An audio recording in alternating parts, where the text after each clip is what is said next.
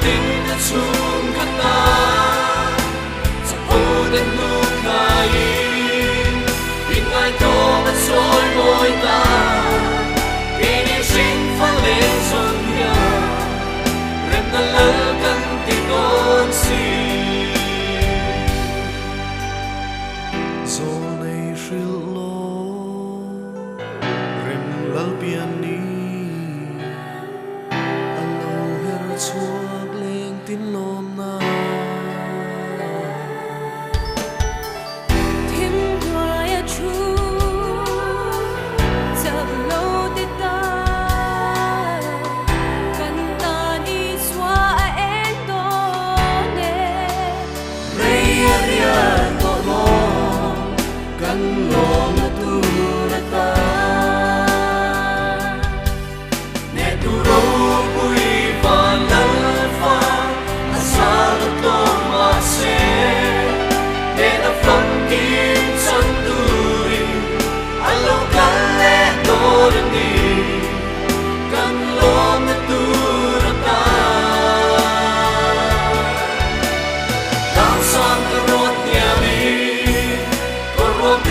sung kata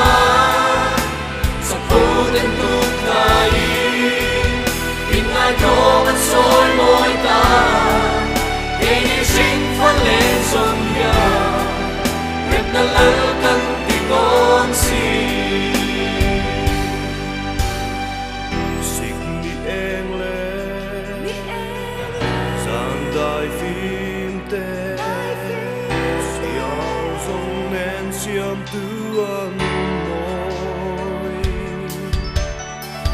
cần đủ dòng tê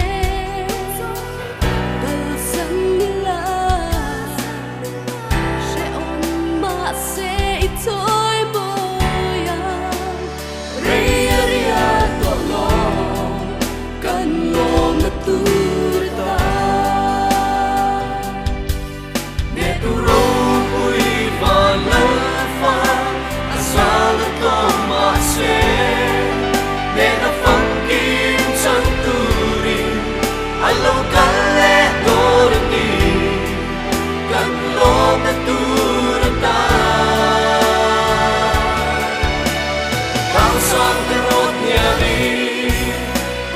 tin at sung kata